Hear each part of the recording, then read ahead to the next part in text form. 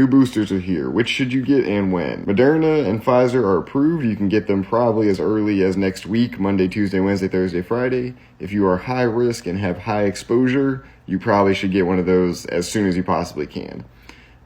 If you are low risk, low exposure, you may consider waiting for Novavax to be approved. There are murmurs signaling it looks like it's going to get approved anywhere from 10 to 20 days from now. That's just a random guess, but it's not going to be sooner than that, and it shouldn't be too much longer, hopefully. What I say about the vaccines is the Pfizer and Moderna, they definitely work. They don't do as many things as we were told they would do. They are, decently effective at reducing severe illness, death, hospitalization.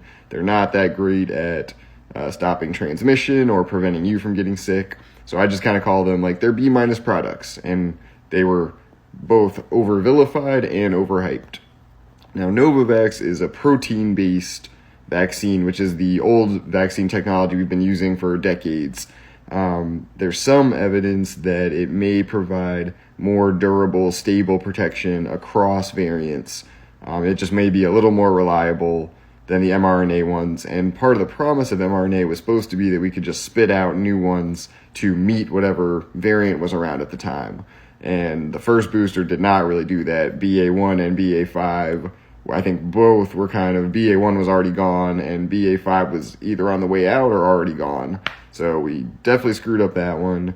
This time it's an XBB booster, and XBB variants are what's circling, so the match is pretty decent here. So I'm planning to wait for Moderna as long as it's approved within 10 to 20 days. If it's any longer than that or it starts to get uncertain, I'll just go get more Moderna or Pfizer.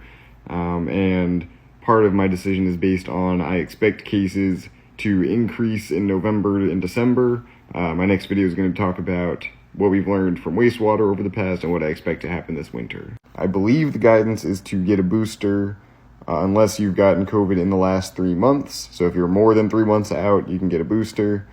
If you have long COVID currently, it's very unpredictable. Some people say getting additional shots makes it horrible for them. Some people clear up symptoms. Talk to your doctor. I'm really sorry. I don't know what to advise, and I'm not, a doctor anyway, so I wouldn't give medical advice.